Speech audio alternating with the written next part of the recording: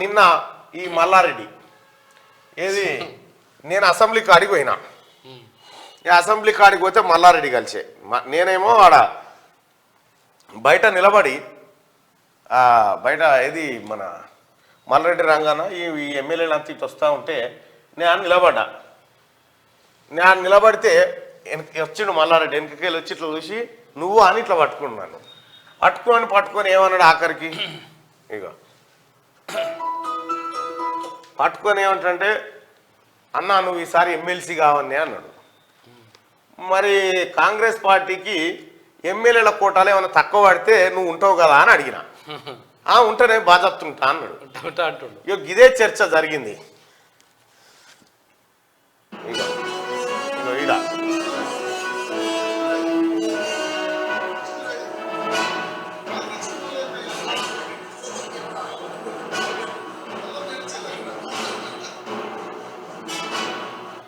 ఆడ విలేకరులు ఏమడిగారంటే మల్లారెడ్డి గారు మీ మీదనే పోటీ చేద్దాం అనుకున్నాడు మల్లన్న అంటే, అవును ఈ మల్లన్న ఏ మల్లన్న అయితే నువ్వు మల్లన్న అయితే అసెంబ్లీకి వచ్చేటోడు కదా అన్నాడు.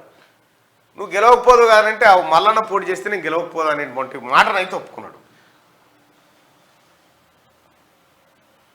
ఆ మాట క్లియర్గా ఒప్పుకున్నాడు ఆయన.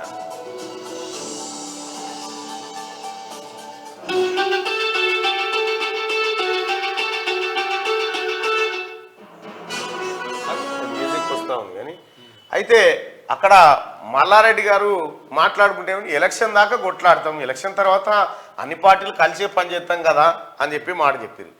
ఇక గమ్మత్ విషయం ఏంటంటే నేను ఆయనను కూడా చూడలే వాస్తవానికి. నేను వేరే పని మీద నిలబడ్డా, మీడియా వాళ్ళు ఉంటే వాళ్ళు మాట్లాడుకుంటున్నా, తట్టుకుని వచ్చి అలుముకున్నాడు. అలుముకొని అన్నా అనుకుంటూ వచ్చాను. పలకరించిండు, సరే మాట్లాడినాం, అయిపోయింది.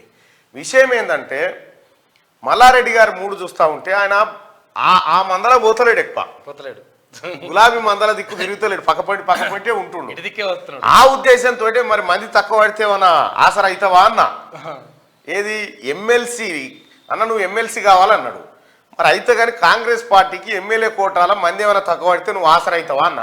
తప్పకుండా అవుతాం కదన్నా అని అన్నాడు. ఇది జరిగిన సంభాషణ. అంత మిక్కిలి ఏం లేదాడా.